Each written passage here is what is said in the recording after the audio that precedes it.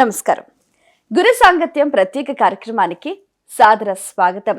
గురుర్ బ్రహ్మ గురుర్ విష్ణు గురుదేవో మహేశ్వర గురు సాక్షాత్ పరబ్రహ్మ తస్మై శ్రీ గురవే నమః. పరబ్రహ్మ స్వరూపమైన ఆ గురువు దగ్గర మనం జ్ఞానం ఏ విధంగా సముపార్జన చేయాలి, తెలుసుకున్న విషయాలను మన జీవితానికి ఏ విధంగా అన్వయించుకోవాలి, ప్రతి ఒక్క వ్యక్తి నిత్య జీవితంలో ఆచరించాల్సిన విధి విధానాలు ఏమిటి, ఇలాంటి ఎన్నో విషయాలకు సంబంధించి సశాస్త్రీయంగా వివరాలు తెలియచేయడానికి ప్రముఖులు మనతో పాటు ఉన్నారు. వారు దశమహా విద్యల్లో మంచి ప్రావీణ్యం సంపాదించారు. అలాగే అఘోర విద్యలో కూడా నైపుణ్యం సంపాదించారు. ఇవే కాకుండా దశాబ్దాలకు పైగా అఘోరంగా వారు సాధన చేశారు.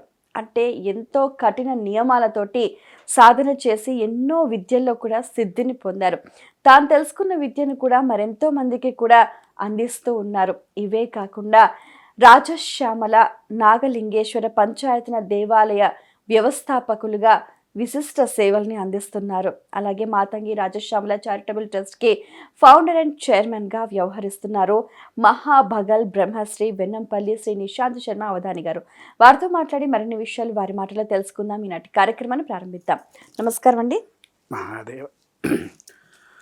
ఓం శ్రీ గురుభ్యో నమః. హరి ఓం. ఇషసీధగణపతే గణేశతవామ హర్విప్రవథవంకవీనామ నరతేత్పక్రియతే కించన రే మహామర్కం మఘవం చిత్రమత్స్య అభిక్యానో మఘవన్నాధమానాన్ సఖే మోధి పశుపతే సఖీనామ రణం క్రుధిరణకృత్ సత్య సుష్మా భత్తే చిదాభజ రాజే అస్మాన. ఓం శ్రీ మహాగణాధిపతయే నమః. ప్రణో దేవి సరస్వతీ వాజభర్వాజినీవతి ధీనామ విత్రియవతు. శ్రీ మహాసరస్వత్యై నమః. మాతాపితృసధైయుక్తన్నదైవం పితృమర్చయేత సర్వతీర్థఫలజ్ఞేయం మాతావందనతాం సదా. గురుర్బ్రహ్మా గురుర్విష్ణుర్గురుర్దేవో మహేశ్వరః గురు సాక్షాత్ పరబ్రహ్మ తస్మై శ్రీ గురవే నమః. గురవేత్ సర్వలోకానాం భిషజే భవరోగిణాం నిధయేత్ సర్వవిజ్ఞానాం దక్షిణా మూర్తయే నమః. శ్రీ గురుభ్యో నమః. హరి ఓం. నమస్కారం గురుగారు. నమో నమః. మాతంగి అమ్మవారికి రాజశ్యామలకి ఉన్న తేడా ఏమిటండి? మాతంగి రాజశ్యామల ఇద్దరు ఏకకాల కవల పిల్లలు అమ్మ. కవల పిల్లల? కవల పిల్లలు. ఇక్కడ విషయం ఏంటి అనంటే మతంగ మహాముని యొక్క కూతుర్లు కవల పిల్లలు వారిద్దరు. అయితే మాతంగేశ్వరికి సంగీత సాహిత్యాలు అనగా ఎదుటి వ్యక్తికి రాజ్యాధికారంలో ఉంచడానికి ఉపయోగపడుతుంది.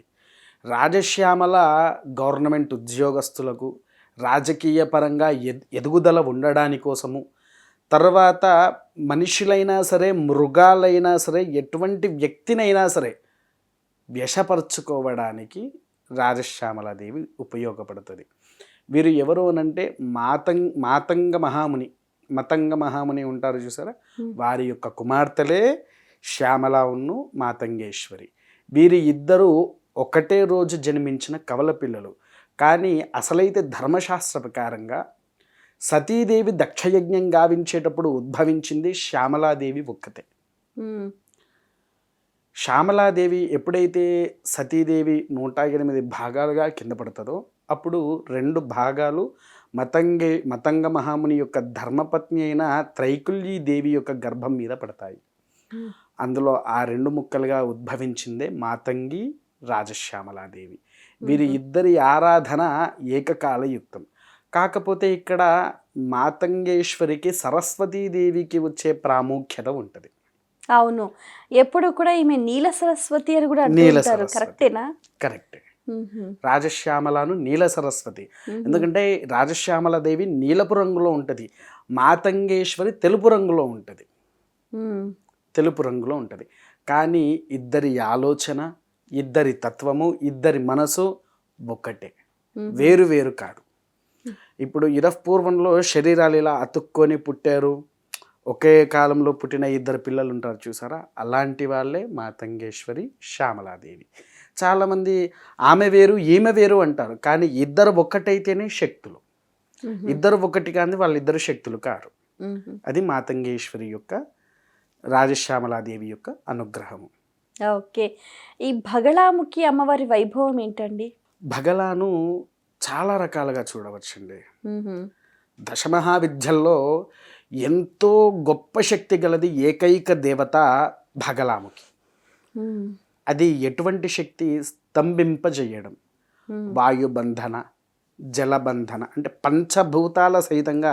ఇప్పుడు కొంతమంది పూర్వంలో కానివ్వండి, ఇప్పుడు కానివ్వండి, కింద బొగ్గులు వేసి నడవరా అని చెప్పేస్తారు. ఆ బొగ్గుల మీద నడుచుకుంటూ వెళ్తూ ఉంటారు.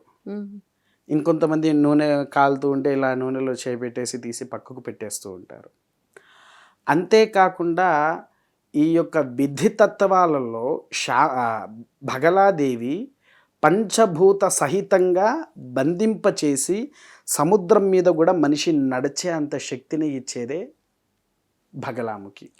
శత్రు వినాశన, సంరక్షణ, అన్ని రకాలుగా ఉపయోగపడేది బగలాముఖి ఒకటే. అష్టదిగ్బంధన చేసేది కూడా బగలాముఖి. అంటే మరి ఈ బగలాముఖి అమ్మవారి సాధన ఎవరైనా చేయొచ్చు అంటారా? బగలాముఖి సాధన ఎవరైనా చేయవచ్చమ్మా. కాకపోతే ఏంటి అంటే తీసుకునేది ఏదైనా గురుముఖత ఉండాలి. ఏదో ఒక పేపర్ మీద రాసుకొని మనం చేసేది ఏది కూడా ఖచ్చితమైంది కాదు. ఇప్పుడు చాలామంది నేను ఉపదేశాలు ఇస్తా అంటే అందులో కూడా నేను రీసెంట్గా వేరే ఒక బ్రాహ్మణ ఇంటికి వెళ్ళాను. చిన్న ప్రాబ్లం వాళ్ళ ఇంట్లో వస్తే అయ్యా గురుగారు అని చెప్పి ఫోన్ చేస్తే, వారు ఖమ్మం దగ్గర జక్కేపల్లిలో ఉంటారు, ప్రసాద్ శర్మ గారు. నేను భగలా చేస్తున్నాను అని చెప్పేసానంటే, గురుగారు అవునా నువ్వు భగలా చేస్తున్నావా, ఏదో ఒకసారి మంత్రం చెప్పు అని అన్నాను. తను చాలా ఒక సుమారు నిమిషం సేపు మంత్రం చదువుతూ ఉన్నాడు. ఇప్పుడు నువ్వు చదివింది మూలమంత్రమేనా అని అడిగాను. అసలైన మూలమంత్రాలు కూడా అవి కాదు. అమ్మవారిది మూలమంత్రము కొన్ని అక్షరాల వరకే ఉంటాయి. ఒక వర్డ్ అని కూడా కాదు, 2 lines, 2 or 3 lines లేదా 4, లాస్ట్ 4, కానీ ఒక ఫుల్ పేపర్లో రాదు.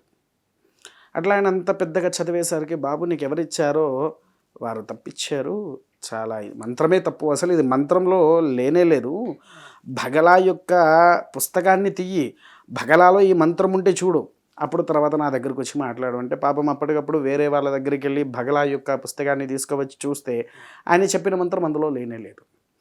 కొంతమంది ఏం చేస్తున్నారే, ఉపదేశాలు ఇస్తామని చెప్పేసేసి లిఖితంగా వాళ్ళకు తయారు చేసి ఇస్తున్నారు. అవి చేసి కొంతమంది చాలా కష్టాల్లో పడుతున్నారు.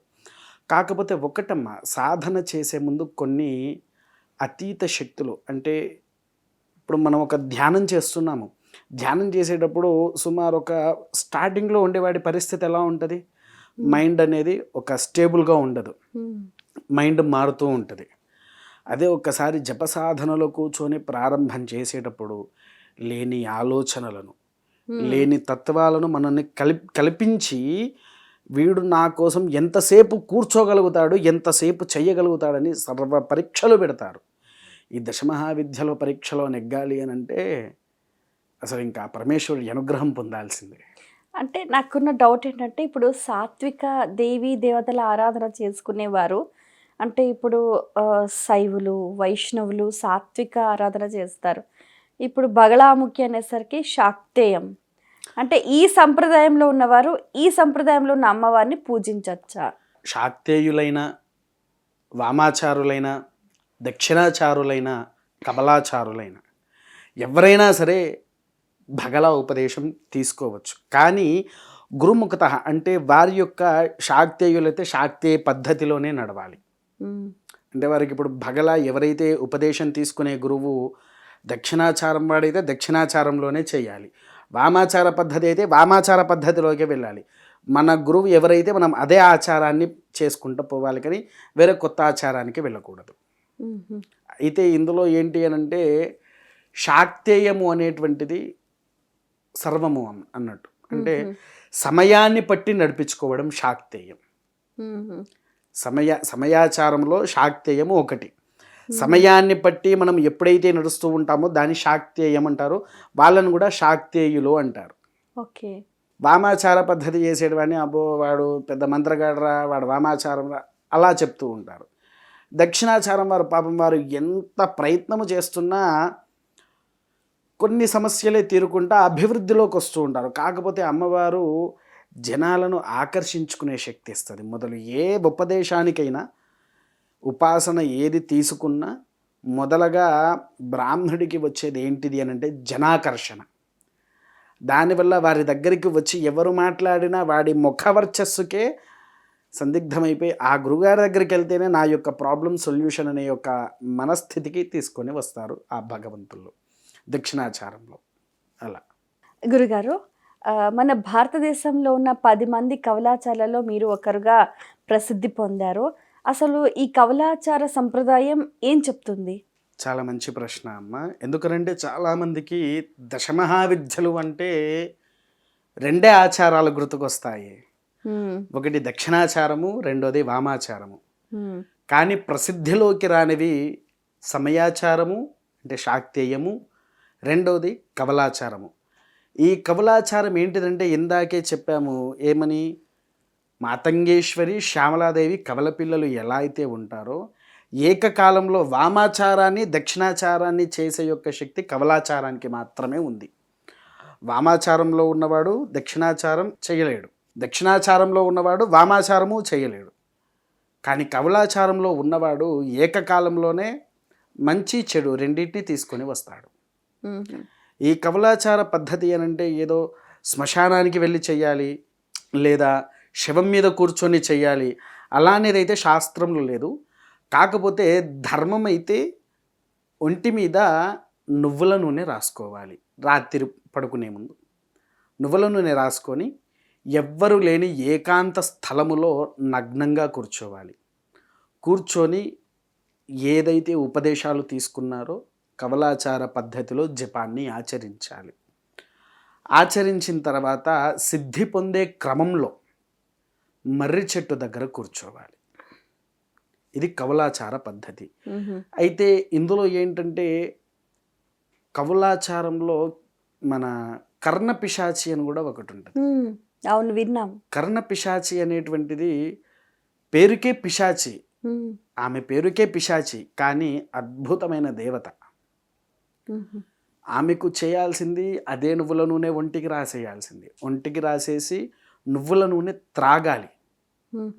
తాగిన తర్వాత మొదలు సాధన శవం మీద కూర్చొనే చేయాలి. కవలాచార పద్ధతి అనుగ్రహం కోసం. అనుగ్రహం కోసం. అంటే ఈ కర్ణ పిశాచులు అంటే మనకు చెవులో చెప్తారా? చెవులో చెప్తారు. చెవులో చెప్పడం కాదమ్మా, ఆ కర్ణ పిశాచి వచ్చి మన చెవు పక్కనే కూర్చుంటది. ఈవెన్ ఇప్పుడు కొంతమంది ఏం చేస్తూ ఉంటారంటే, నీ దగ్గర ఒక వస్తువు ఉంది, అది నాకు కావాలి, అది నీకు నేను తెలవకుండా దొంగతనం చేయలేను కదా. కర్ణ, ఓ పిశాచి, ఆమె వస్తువు నాకు నచ్చింది, అది తీసుకొనిరా అని నేను పిశాచికి చెప్పానంటే మీ దగ్గర ఉన్న వస్తువు తీసుకొని నా దగ్గరకు వచ్చేస్తుంది. ఎలా? అదే కర్ణ పిశాచి సాధన. అప్పుడు కాకపోతే ఈ సాధనలో ఇంకో ముఖ్యమైనది ఉన్నది. కర్ణ పిశాచి చేసేటప్పుడు ఎప్పుడు కూడా భగవంతుని ఆరాధన పరిచెయ్యదు, భగవంతుని ఆలయానికి వెళ్ళకూడదు, భగవంతునికి సంబంధించిన ఏ తీర్థాన్ని కూడా స్వీకరించకూడదు. సేవించావా ఆ కర్ణ పిశాచి మన దగ్గర ఉండకుండా వెళ్ళిపోతుంది. ఆమెకే బానిస లెక్క ఉండాలి. అలా అయితే నీకు కావాల్సిన సిరి సంపదలు కూడా తీసుకువచ్చి కర్ణ పిశాచి అందిస్తుంది. ప్రకటనలు మీవి, ప్రచారాలు మావి, జీవితంలోని వెలుగులందరివి. పిఎంసి తెలుగు ఛానల్లో మీ యాడ్స్ కోసం సంప్రదించవలసిన ఫోన్ నంబర్స్. ఈ కర్ణ పిశాచి ఎవరిని వరిస్తుంది? అంటే ఇప్పుడు మీరు చెప్పినట్టు ఈ అన్ని కండిషన్ సాటిస్ఫై చేసిన వాళ్ళనా? అన్ని కండిషన్ అంటే ఎంత కాలం వరకు? మనిషి మరణించే వరకు ఏ దేవుని దగ్గరికి వెళ్ళకూడదు. ఆ పిశాచికి బానిస లెక్కనే ఉండాలి. ఆ పిశాచికి బానిస అయితేనే ఆ పిశాచి నీకు బానిస అవుతుంది, లేకపోతే అవ్వను కూడా అవ్వదు. సామాన్యంగా భగవత్ ఆరాధన చేయటం వల్ల కూడా మనకు అటువంటి సిరి సంపదలు లభిస్తాయి కదండి. సాధారణంగా ఎవ్వరు చేసినా సిరి సంపదలను వస్తాయి. కొంతమందికి ఏంటంటే కొడితే కుంభస్థలాన్ని కొట్టాలని ఒక సామెత ఉంది.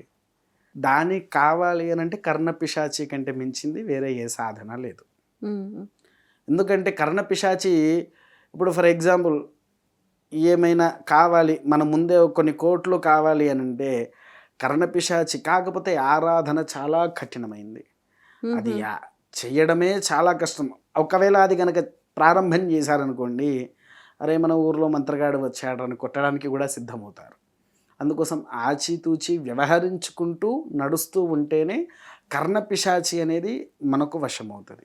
అంటే ఇప్పటి కాలంలో కూడా ఈ కర్ణపిశాచి సాధన అనేది చేసేవాళ్ళు ఉన్నారా? కర్ణపిశాచి తీసుకున్న వాళ్ళు ఉన్నారమ్మా. కాకపోతే నాకు తెలిసిన వాళ్ళలో ఇద్దరు కర్ణపిశాచి అని చెప్పుకుంటున్నారు, కానీ వాళ్ళు కాదు, తీసుకోలేదు. కాకపోతే ఒకే ఒక వ్యక్తి ఉన్నాడు, ఆయన జనసంచరణకి రాడు. ఓకే. కర్ణపిశాచితోనే కావాల్సిన అన్ని అనుగ్రహాలు అడవిలో ఉండే జీవిస్తున్నాడు. సో ఈ వనదుర్గ అమ్మవారు ఎవరు? వనదుర్గాదేవి.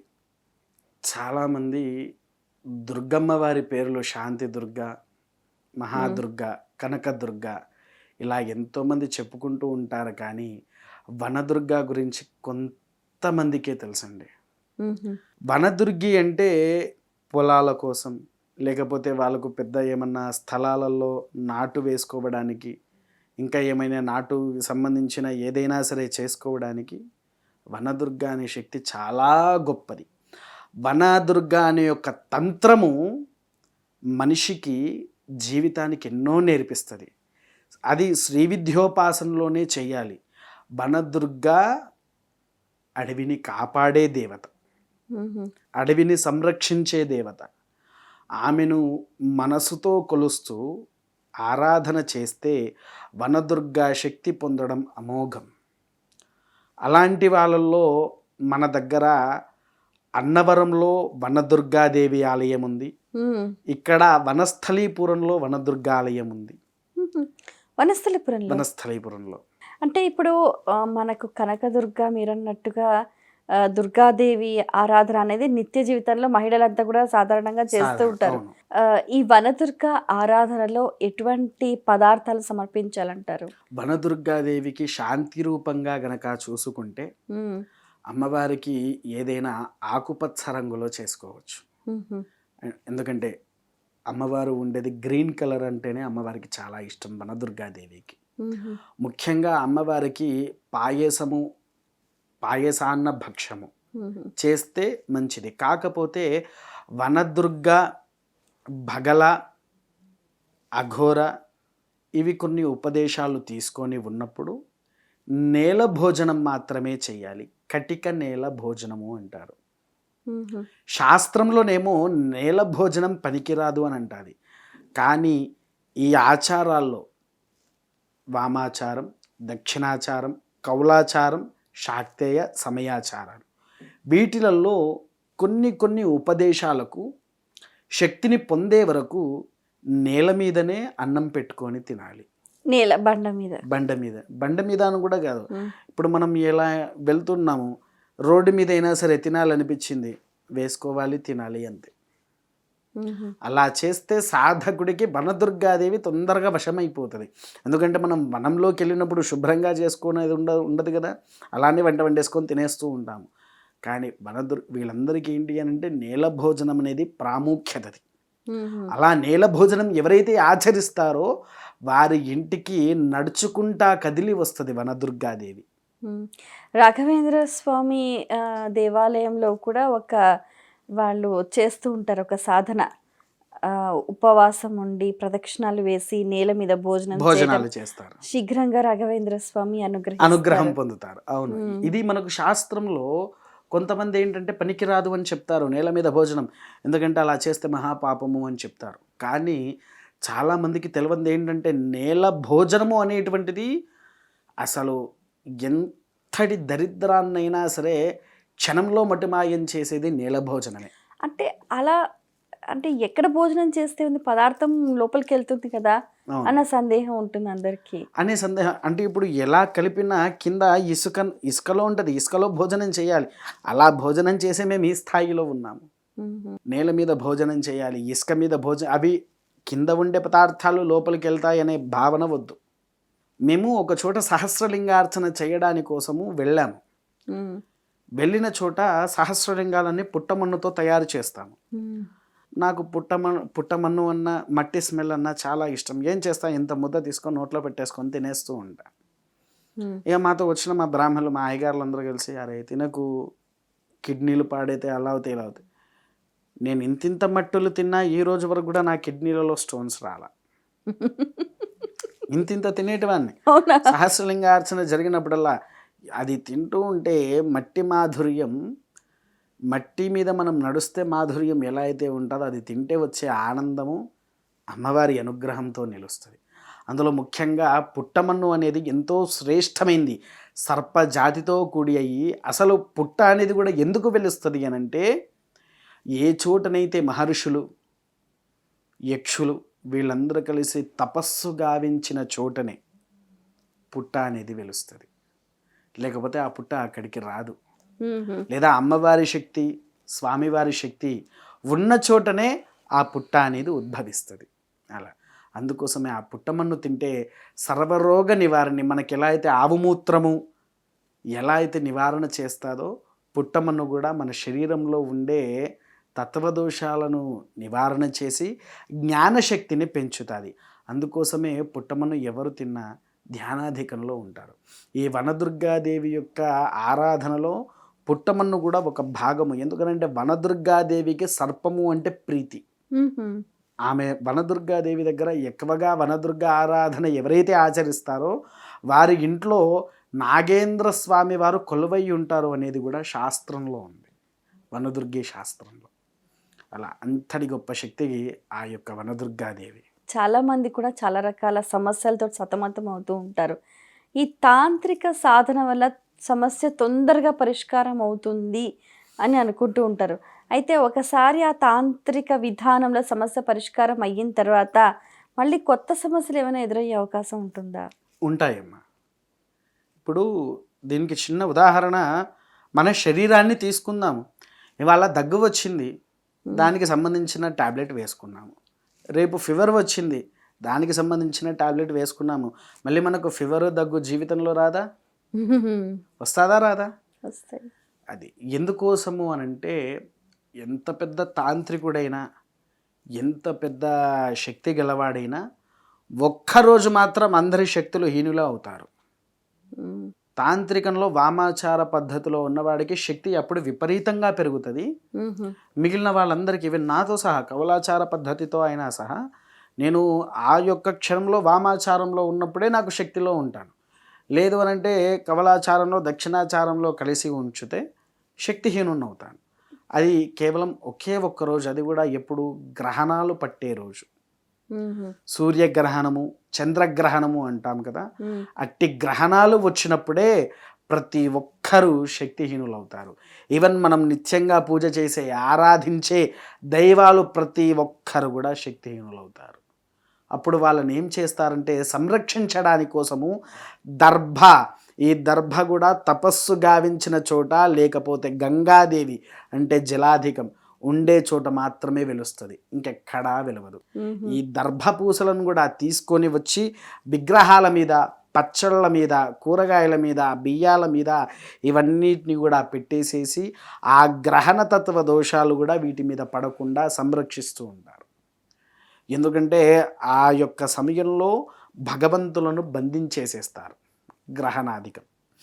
గ్రహణాధికం బంధించేసరికి ఏమవుతుందంటే క్షుద్ర విద్యలకు శక్తి పుంజించినట్టు. ఎప్పుడైతే మా దగ్గరకు ఒక వ్యక్తి వస్తాడు సమస్యతోని, ఆ సమస్యను మేము నివారణ చేస్తాము. చేసిన తర్వాత మళ్ళీ వీడు సమస్యలో ఎప్పుడు పడతాడంటే, ఆ గ్రహణం రోజు మళ్ళీ వీడికి ఏమైనా జరిగితేనే ఇబ్బందుల్లో పడతాడు. అప్పటి వరకు ఎవరికి ఏమి ఇబ్బంది కాదు. దశమహావిద్యల సాధన అయితే ఆ ఉపదేశం అనేది, దానివల్ల ఎటువంటి ప్రయోజనాలు ఉన్నాయంటారు? దశమహావిద్యా సాధన అనేది చాలామంది, నేను కొన్ని చోట్లలో నేను భగల, నేను శ్యామల ఇలా అని చాలామంది పేర్లు చెప్పుకుంటున్నారు. కానీ ఎవరికి తెలియని ఇంకో రహస్యం ఏంటంటే, ఒక్క దేవతను ఆరాధిస్తే 10 దేవతలు వస్తారు. 10 మంది వస్తారు. ఒక్కరిని ఆరాధించిన 10 మంది వస్తారు. ఎందుకనంటే ఇందులో నవ ఆవరణార్చన అనేది కూడా జరుగుతూ ఉంటుంది. మనం ఆరాధించే దేవతను పక్కకు పెట్టి మిగిలిన వాళ్ళందరినీ ఆరాధించాలి. దశమహావిద్యలో ఒక్కరిని ఉపదేశం తీసుకొని మనం ఎప్పుడైతే ఇప్పుడు భగలా ఉన్నది, భగలా చేస్తూ ఉంటే మిగిలిన కాళి, తార, భైరవి, చిన్నమస్త, ధూమావతి, షోడశి, కమల, తార, రాజశ్యామల ఇవన్నీ కూడా కలిసి వచ్చేస్తాయి. భగలా చెప్పలేదు, ఫస్టే చెప్పాను, మిగిలిన 9 పేర్లు చెప్పాను కదా. ఈ 9 మంది కూడా కలిసి వచ్చేది కేవలం ఒక్కరిని ఆరాధిస్తే చాలు, అన్నీ వచ్చినట్టే. ఎందుకంటే మీకు ఒక విషయం చెప్తా, అన్నం ఉంటేనే కడుపు నిండదు.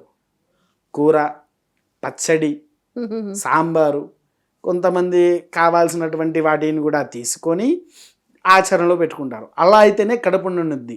ఈ దశమహావిద్యను ఎవరైతే ఆరాధిస్తారో మిగిలిన ఆ 10 దేవతలు వాళ్ళ దగ్గరకు వస్తేనే వాడు శక్తి పొందినవాడు. అప్పటి వరకు వాడు శక్తి పొందినవాడు కూడా కాదు.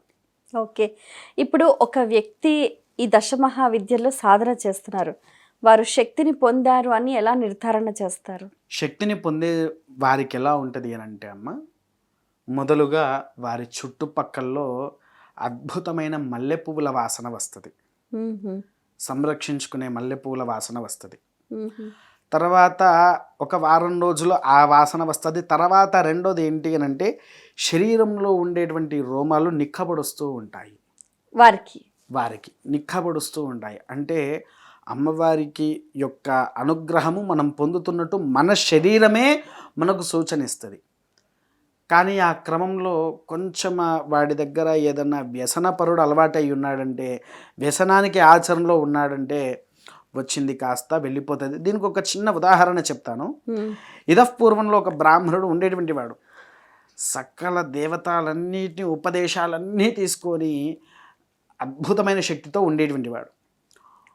ఒక రోజున ఖాళీ ఉపదేశం కావాలి అన్నాడు. ఎందుకంటే గాయత్రీదేవి, విష్ణు, శివుడు, సరస్వతి, బ్రహ్మ అందరి శక్తి వాడి దగ్గర ఉన్నది. అన్ని ఉపదేశాలు సాధన చేసి కాళీ ఉపదేశం కూడా తీసుకొని ఎంత సాధన చేస్తున్నా కూడా వాడికి కాళీ దేవత ఇంతవరకు వస్తున్నది, వెళ్ళిపోతున్నది. అరే ఏంటిది, ఏం తల్లి ఇంతకనం ఆరాధిస్తున్నా, నీకు కావాల్సిన ఎన్ని ఇస్తున్నా, రక్తాన్ని నడిపిస్తున్నా, రక్తాన్ని తీసుకువస్తున్నా, మాంసభక్షణ పెడుతున్నా, నీకు అన్నీ చేస్తున్నాను అని అంటది. ఇప్పుడు ఏంటిది, నేను నీకు కావాలా అని అమ్మవారు అడుగుతుంది. అవునమ్మా నువ్వు కూడా నాకు కావాలి అంటే, సరే ఒక పని చేయి, నేను నీ దగ్గరికి రావాలంటే నీ దగ్గర ఆ శక్తులు ఉండకూడదు అని అంటది అమ్మవారు. ఉన్నప్పుడు ఏం చేయాలమ్మా నేను అని అంటది. ఏం లేదు నాన్న, రేపు ఉదయాన్నే లేచి నీ యొక్క మూత్ర విసర్జన నువ్వే చేసుకొని అది తాగి నీ చుట్టూరుగా తిప్పేసుకో. తిప్పుకుంటే నువ్వు ఇప్పటివరకు చేసిన జప సాధన అన్నీ వెళ్ళిపోతాయి. తర్వాత నేను నీ దగ్గరకు వస్తా అంటది. అన్న తర్వాత సరే అని రాత్రి నిద్రించి తెల్లవారుజామునే లేచి వాడి మూత్రాన్ని వాడు తాగేసి చుట్టూరుగా తిప్పుకుంటే ఉన్న దేవతాశక్తులన్నీ కూడా గాలిలోకి వెళ్ళిపోతాయి. అప్పుడు వాడికి శక్తి లేదు కదా. ఇక మళ్ళీ తపస్సు చేసి అమ్మవారిని పిలుస్తూ ఉంటే మళ్ళీ రావట్లే. ఎందుకు తల్లి నువ్వు నా దగ్గరికి ఎందుకు రావట్లేదంటే, అరే నీచుడా, నా ఒక్కదాని కోసము ఇంతమందిని నువ్వు వదిలిపెట్టుకున్నావు. రేపు నేను నీ దగ్గరకు వస్తాను, వచ్చిన తర్వాత నాకంటే ఇంకేదైనా పెద్ద శక్తి వస్తుంది. పెద్ద శక్తి వచ్చినప్పుడు నువ్వు నన్ను వదిలిపెట్టవని గ్యారంటీ ఏంటి నాకు అనే ఒక్క ప్రశ్న. ఈ యొక్క ప్రశ్నతో వాడు రక్తం కక్కుకొని చనిపోయాడు. మనకి ఏదైతే కావాలో దాని వరకే తీసుకోవాలి.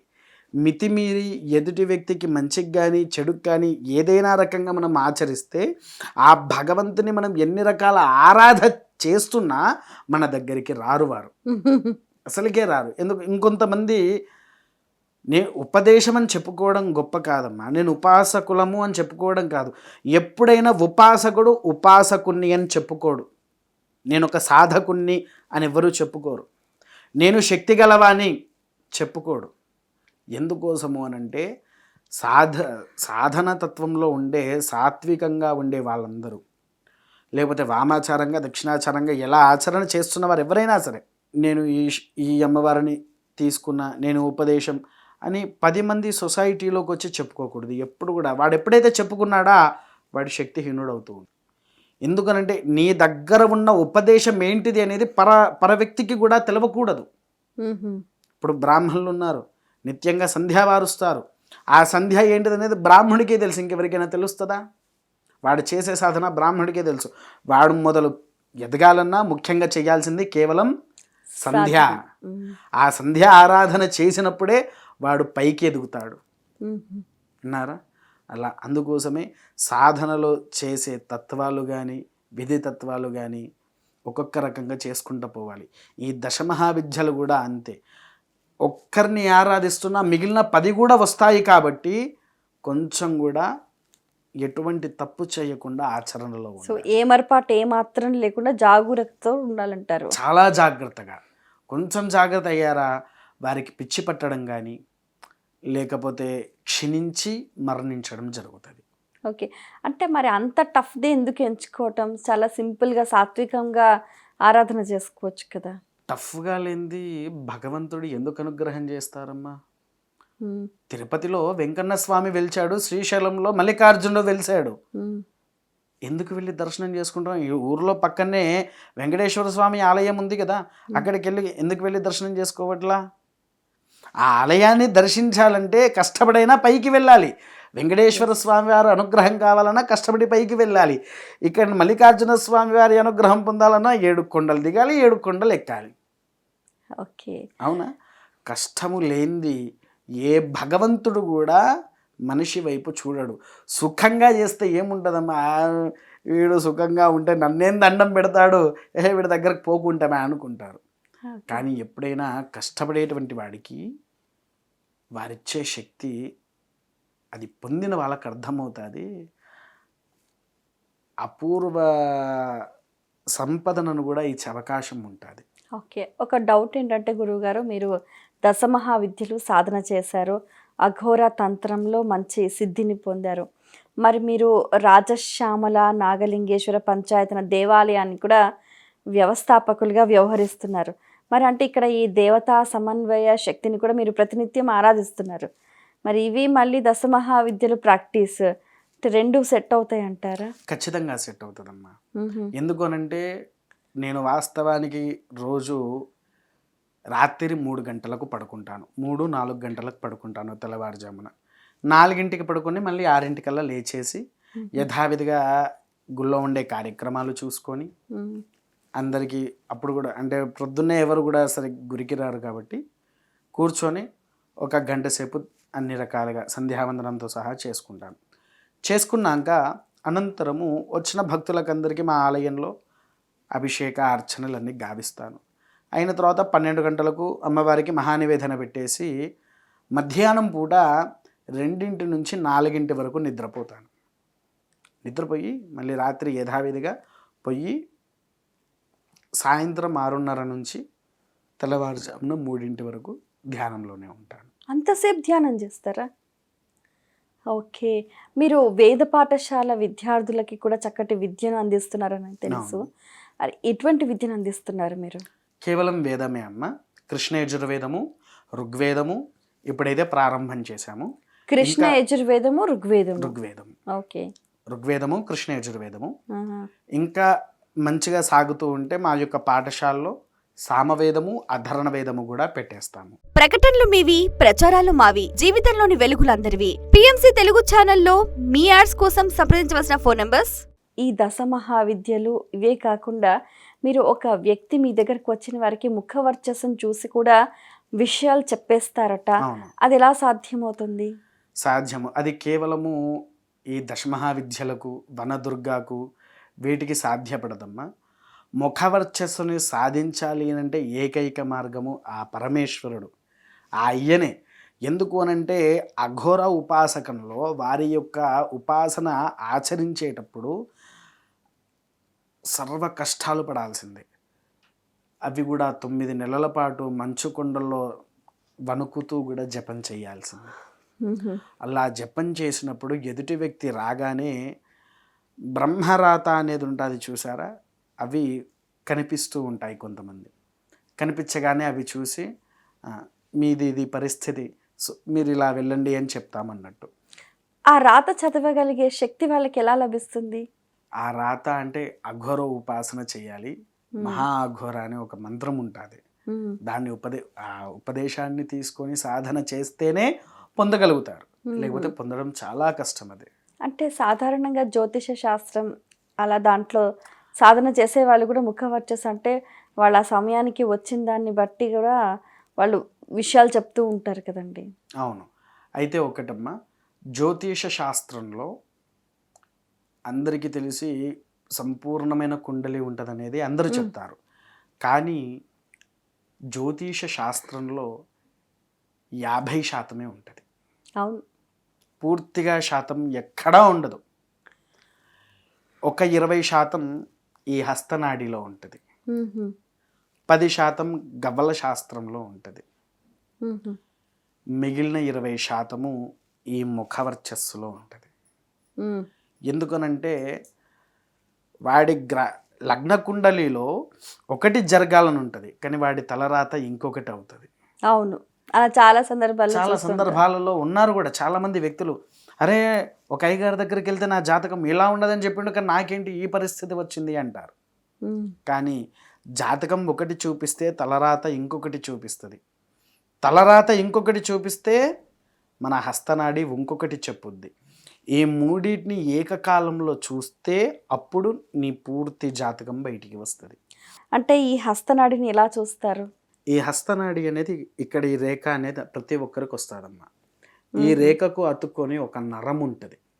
ఆ నరాన్ని ఈ 2 వేళ్లతోనే గట్టిగా ఒత్తి పడితే మీలో ఉండేటువంటి తిథివక్త్వాలు అంటే రక్త ప్రాసనం దగ్గర నుంచి నీకు రక్తం ఉందా లేదా అదొకటి తెలుస్తుంది. తర్వాత నీ జీవితం ఏంటిదనేది ఒక సినిమా టైప్లో నీ కళ్ళల్లో చూపిస్తూ ఉంటాడు ఆ భగవంతుడు. అది దానికి సాధన చెయ్యాలంటే ముఖ్యమైనటువంటి సాధన చిన్నమస్తాదేవి. అది అందరికీ సాధ్యం కాదు కదండి. దశమహావిద్యలో ఒకటి కదమ్మా చిన్నమస్తాదేవి. అది రాక్షస సంప్రదాయం అన్నట్టు. చాలా తప్పు. రాక్షస సాంప్రదాయం అనుకోవడం చాలా తప్పు. ఇప్పుడు ఆమె దశమహావిద్యలో పూజ చేస్తున్నాము విన్నారా, అలా అది రాక్షస పద్ధతి కానీ కాదు. అలాంటిది కావాలి అనంటే ఆ రక్తాధికము మన శరీరంలోకి పోయినప్పుడే మళ్ళీ ఈ హస్తనాడి ఎదుటి వ్యక్తులకు మనం చూడడానికి ఆస్కారం. అది హస్తనాడి నైపుణ్యం. ఓకే, ఈ గవ్వల శాస్త్రం ద్వారా ఏం తెలుస్తుంది అంటారు? గవ్వల శాస్త్రం అనేది అష్టదిక్పాలకులు, నవగ్రహాలు, పంచకూటమిలు, పంచలోకపాలకులు, పంచాధికులు ఇవన్నీ కలిస్తేనే గవ్వల శాస్త్రం అమ్మా. ఎప్పుడు పడితే అప్పుడు గవ్వలు కూడా వేయడానికి ఆస్కారం లేదు. దానికంటూ కొన్నే సమయాలు ఉంటాయి. అందుకోసమే గవ్వల శాస్త్రం నేర్చుకున్న వాళ్ళు ఎప్పుడు కూడా ఫలానా సమయంలో రండమ్మా గవ్వలు వేసి చూస్తాము అని చెప్తారు. రోజు పైన ఎవరు వేయకూడదు. వారానికి 3 సార్లు మాత్రమే గవ్వలు వేయాలి. వారానికి 3 సార్లు? 3 సార్లనే. ఆ 3 సార్ల గవ్వలు వేస్తేనే వారికి సంబంధించిన ఆ 3 సార్లలో అంటే 3 రోజులు అనుకోండి, 3 రోజులు ఒక 10 మందికి చూసే ఆస్కారం ఉంటుంది అంతే. ఆ 3 రోజుల తర్వాత మళ్ళీ ఇంకెప్పుడు చూడడానికి కూడా లేదు ఆస్కారం. ఎందుకనంటే ఏదైనా ఇంట్లో దేవాలయంలో వేస్తే తప్పు లేదు, కానీ ఎవరైతే ఇంట్లో గవ్వలు ఎక్కువగా కింద పడి ఆ శబ్దం బయటికి వస్తూ ఉంటుందా, ఈ జాతకాలు చూసేటప్పుడు మామూలుగా గవ్వలు వేసి ఆడుకోవడం వేరు. జాతకరీత్యా గవ్వలు వేస్తూ ఉంటే వారు ఎంత గవ్వలు వేస్తూ ఉంటారో వారి యొక్క కుటుంబము అంత దిగజారిపోతూ ఉంటుంది. ఓకే, ఈ అష్టాచమ్మ ఆడే సందర్భంలో కూడా చాలా మంది గవ్వలు ఆడుతూ ఉంటారు. అలా ఆడచ్చని కొందరు, ఆడకూడదని కొందరు చెప్తూ ఉంటారు. అష్టాచమ్మకు తప్పు లేదమ్మా. దానికంటే పచ్చీస్ అనే ఆట ఒకటి ఉంటుంది. అవును, పచ్చీస్ ఆడితే తప్పు. ఎందుకనంటే అష్టాచమ్మకు 4 గవ్వలు సరిపోతాయి. లేదా చెంక పిక్కలైన చింతపిక్కలు అంటే చింతపిక్కలతో కూడా చేసుకుంటారు. కానీ పచ్చీస్కి మాత్రము ఖచ్చితంగా 13 గవ్వలు కావాల్సిందే. ఓకే, ఈ పాచికలు వేయడం మహాపాపం. మరి అప్పుడు మన వెంకటేశ్వర స్వామి బాలాజీ వాళ్ళు ఆడుకున్నారు కదా. వెంకటేశ్వర స్వామి వారు బాలాజీ వారు భగవతాధికంలో వాళ్ళు వాడి బాలాజీ కుబేరుడికి ఎంత అప్పు ఉన్నాడు, ఇప్పటికే ఆయన అప్పు తీరట్లేదు. ఈ పాచికలు అలా అంటే మనకు మహాభారతంలో కూడా అసలు కీలకమే పాచికలు. ధర్మరాజు యొక్క వ్యవస్థ ఏమైంది? పంచపాండవుల వ్యవస్థ. కర్ణులు ఆడిచ్చారు జూదం, వీళ్ళు ఓడిపోయారు. ఏమైపోయింది? సర్వం నష్టపోయారు, వనవాసం చేశారు. పాచికలు ఆడినందుకు వీళ్ళందరూ ఏమయ్యారు? కౌరవులు లేకుండా వెళ్ళారు. ఎదుటి వ్యక్తికి ఎప్పుడు కూడా మనం పాచికలు వేసి జాతకాలను చూడకూడదు. వారి యొక్క కుటుంబాన్ని మనం తగ్గించిన వాళ్ళం అయిపోతాము. మరి అలాంటప్పుడు అసలు ఆటనే ఉండకూడదు కదా. ఏ ఆట? పాచికల ఆటనా? పాచికలు అనేది ఆట ఉండాలమ్మా. ఎందుకు అనంటే ఒక వ్యక్తి నష్టపోతేనే కదా ఎదుటి వ్యక్తి వాడి దగ్గరికి వెళ్తే ఫలానా దోషం నీకు తాకింది అన్నప్పుడు. ఇప్పుడు పిల్లలు ఉంటారు, మనం నాయన అటు పోకురా ముళ్ళు దిగుద్ది అని చెప్తాము, వాడు వినడు, అక్కడికి ముళ్ళు కాకుండా గాజు పెంక దిగింది, రక్తం వచ్చింది, పాపం ఏం చేస్తాం? ఎవరికైనా మనం వద్దు అని చెప్తే వినేటి వాళ్ళు ఎవరైనా ఉన్నారా ఈ భారతంలో? మనం ఏదైతే వద్దంటామో దాన్నే చేసి చూపించేటి వాళ్ళు 100 మంది ఉన్నారు. అందుకోసమే యస్మిన్ దేశే యథాచారే, ఎవరి తత్వాచారాలు వాళ్ళు ఆచరిస్తారు.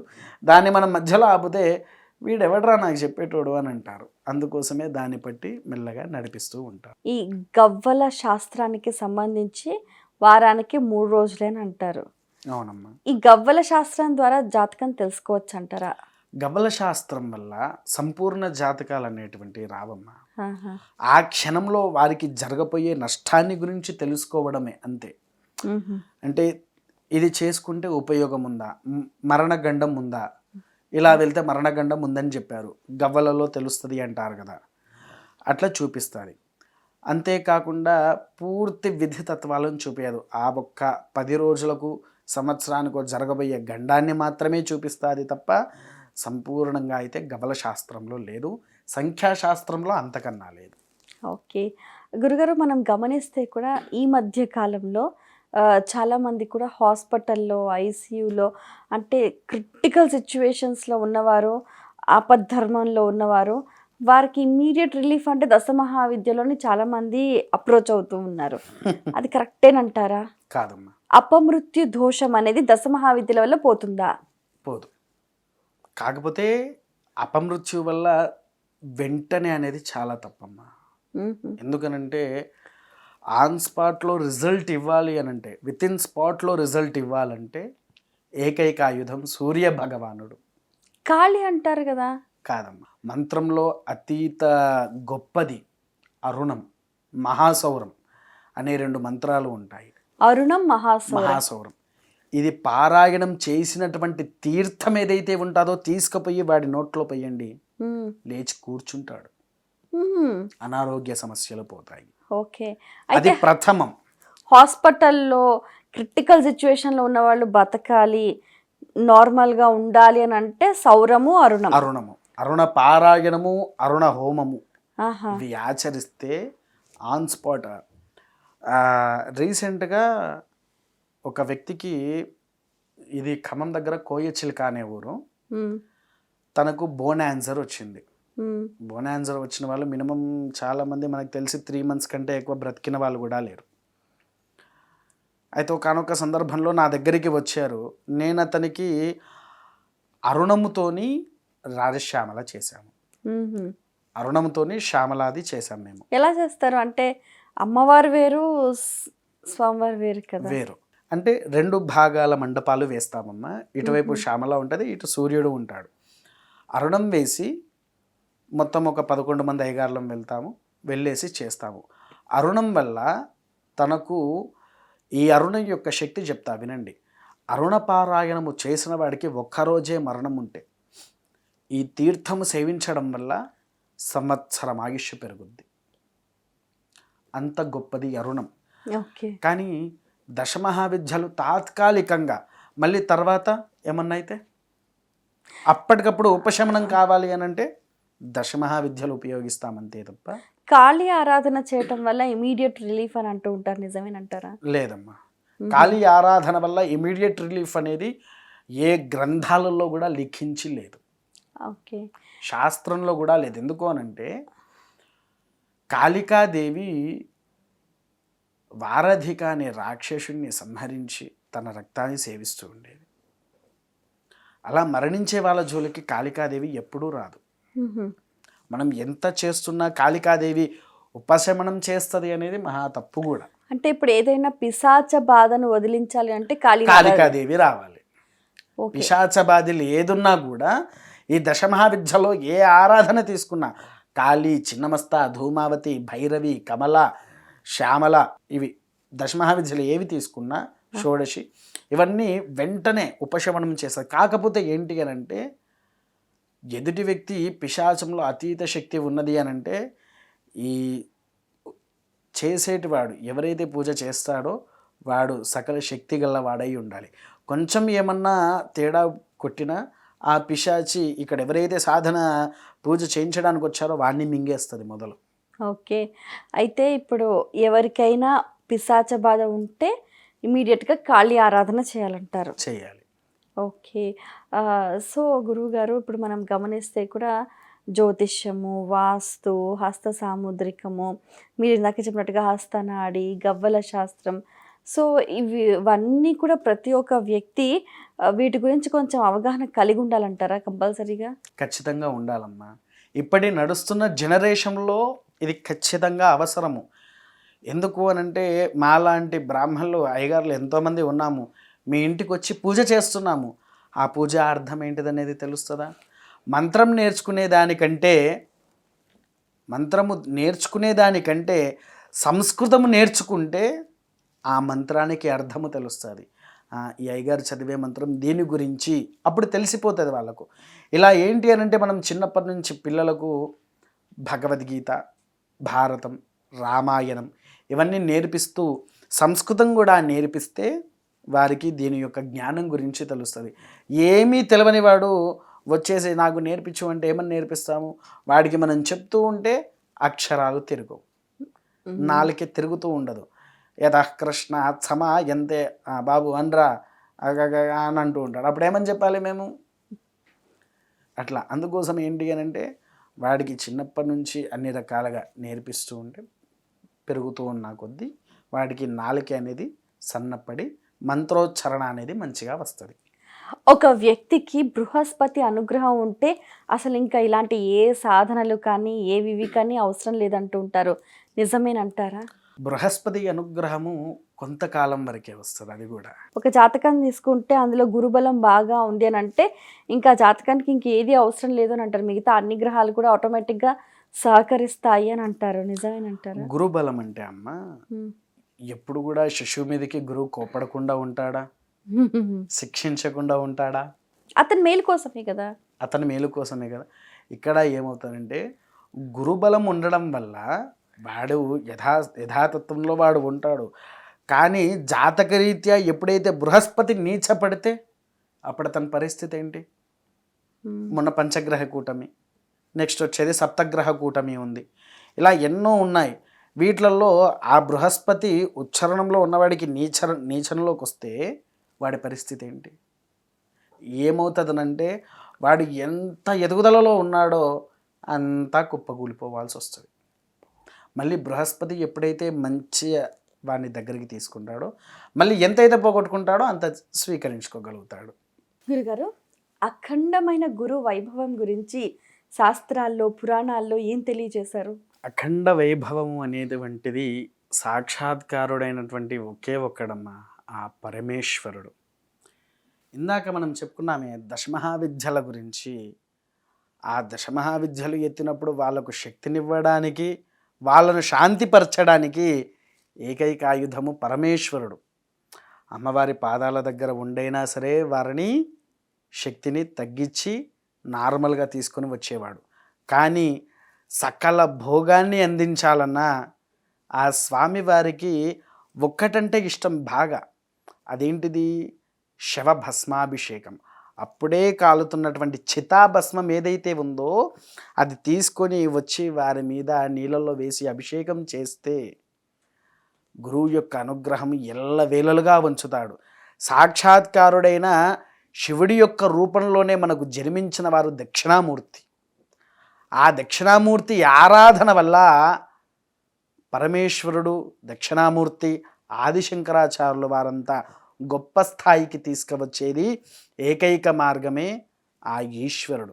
అందుకోసమే ఈశ్వరుని ఎవరైతే మనసులో ఆరాధించినా, ఆ ఈశ్వరుని ఎవరైతే నమ్మినా ఎట్టి పరిస్థితుల్లో కూడా వారికి హాని చేయడు. కాకపోతే కష్టాలు పెడతారు మొదలు. ఆ కష్టాల్లో వీడు విజయం సాధించిన తర్వాతనే అద్భుతమైన జీవితాన్ని కూడా చూపించే ఏకైకవాడు ఆ పరమేశ్వరుడు. వారే కాదమ్మా, నేను నిత్యంగా ఆరాధించేది కూడా పరమేశ్వరుణ్ణి. ఎందుకనంటే నేను వేసుకునే నా మాలకైనా సరే నర్మదా బాణం, నర్మదా నదిలో తయారయ్యే బాణం ఇది. దీన్ని కూడా మేము ఇలా రుద్రాక్షలోనే వేసే ఉంచుతాను.